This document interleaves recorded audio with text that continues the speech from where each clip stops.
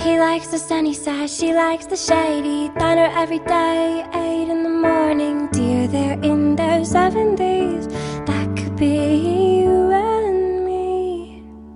Have you ever pictured us in the future? Is this too much, or have you ever wondered? Look at me. Hi guys, so I'm finally moved and I'm still working on the lighting in this room, so if the lighting in this video is kind of wonky, I'm really sorry about that. Today I have another DIY for you guys, and this is actually one of the easiest DIY that I have ever done in this channel. And it's a DIY of this photo collage. It's a beach themed photo collage because I think it's perfect since it's summer. I actually made this for my boyfriend's birthday, which is today. So if you guys want to leave him a happy birthday, leave them in the comment box below and I will make sure that he read it. So yeah, I hope you guys like this, and let's get into the tutorial. Talk about love like it's easy to do. Shadow box, I got mine from Informa. Twine, paper clips, or you can use one of those wooden clips, seashells, and other decorative things like dried flowers, cinnamon sticks, textured paper, whatever you want to use on your photo collage.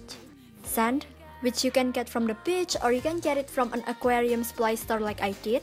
You can also get the seashells from an aquarium supply store, by the way.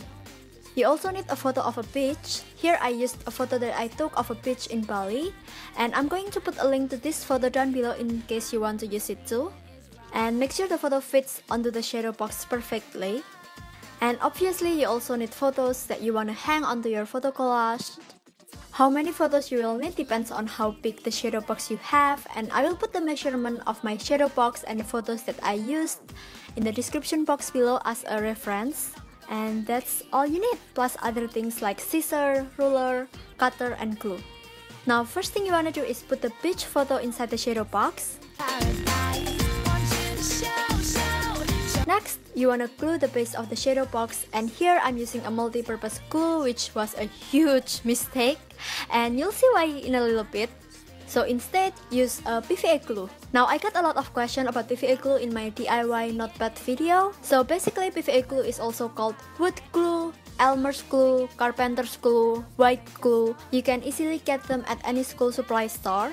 The brand that I know of are Mod Podge, Fox, and Pronto. And you can see the mess that I made here by using multi-purpose glue.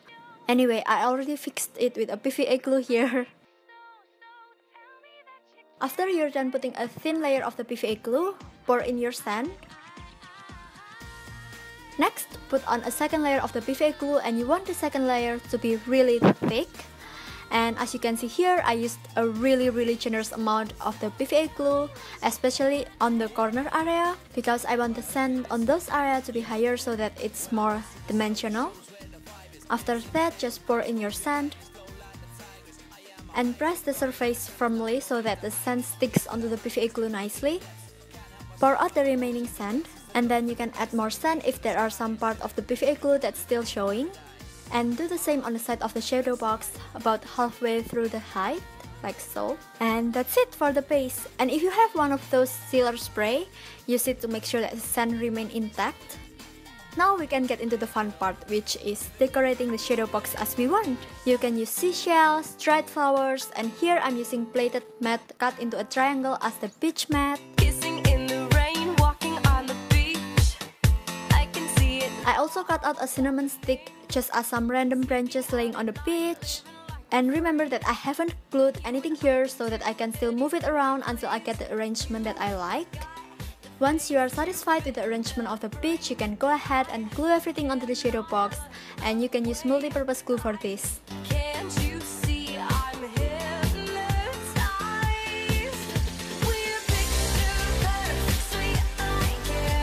I also added more seashells onto the wall of the shadow box. Now you can go ahead and pick the actual photos you want to use. I decided to use 8 photos for my shadow box size. Again, the measurement will be down below in the info box. For the twine, just tie a knot at the end of it, and you might need to do a double knot just to make sure it's big enough to stick onto the shadow box. If that makes sense, you'll see what I mean in a little bit. And then I'm just gonna measure how long the twine I need for my shadow box, and then add a couple more inches to it before I cut it. And again, make a knot on this end. Now all there is left to do is just hang the photos onto the twine either with paper clips or wooden clips. Every dream, you and I can live out the perfect scene. And here I'm just making sure that it fits into the shadow box. And then I'm just going to go ahead and glue my twine onto the shadow box.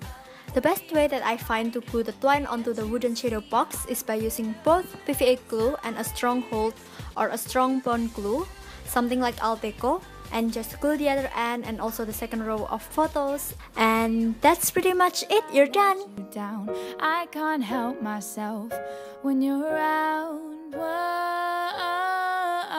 the storm rolls over again, but I hide from the rain. It's crystal clear to see, invisible to me.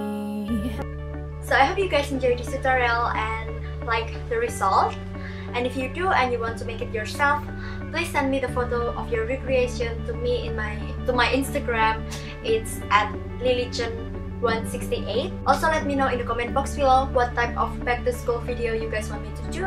And yeah, other than that, thank you so much for watching. I hope you guys have an amazing day, and I'll see you guys next time. Bye!